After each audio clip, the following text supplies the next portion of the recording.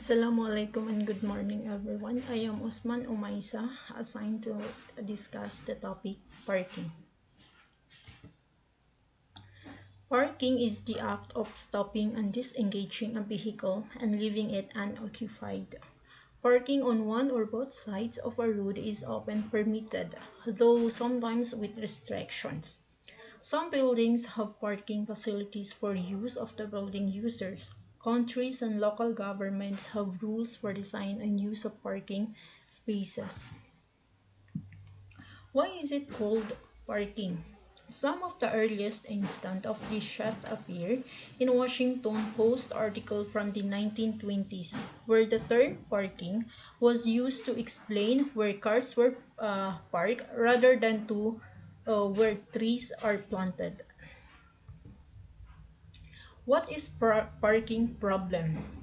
Car parking is a major problem in urban areas in both developed and developing countries. Shortage of parking space, high parking tariffs, and traffic congestion due to visitors in search for a parking place are only a few examples of everyday parking problems. We have the types of parking. The first one is the angle parking.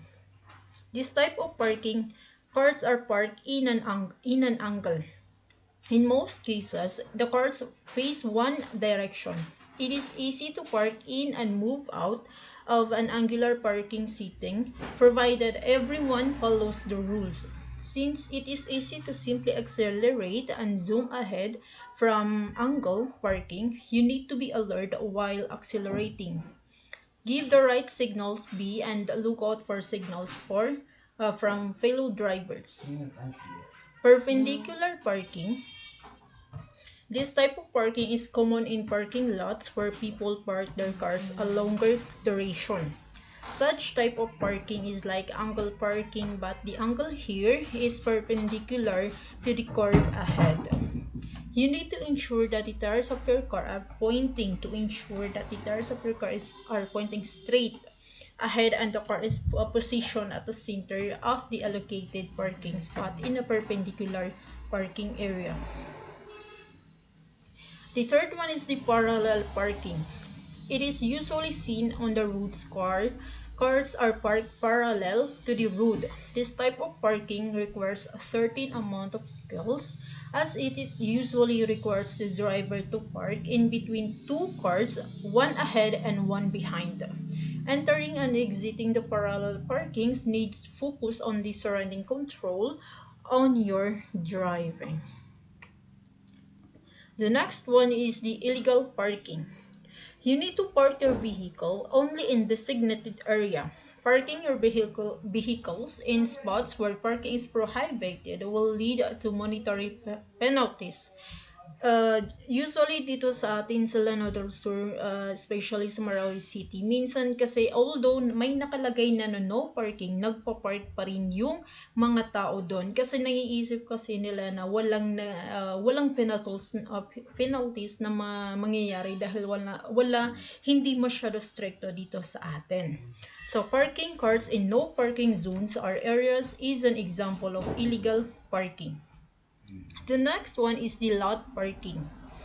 Lot parking. If you are parking your car in a parking lot, you need to follow the rules and regulation prescribed by that area.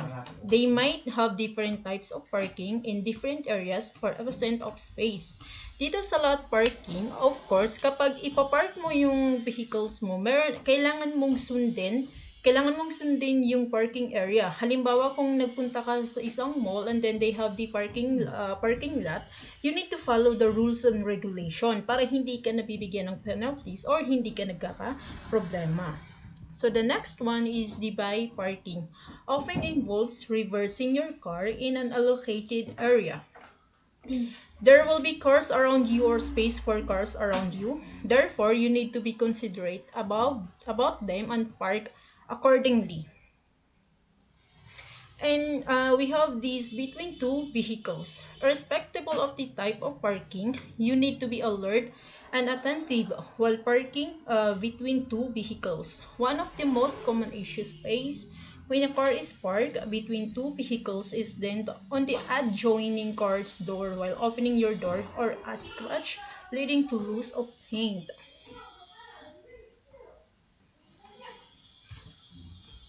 Thank you for listening. I hope meron kayong natutunan about dito sa report ko. And I'm sure before I have discussed this topic, alam na natin kung ano yung parking and ano yung mga dapat sundin, rules and regulations sa pagpapark ng ating mga vehicles. And aside from that, mas may alam kayo, lalo na doon sa may mga sasakyan. So, thank you for listening.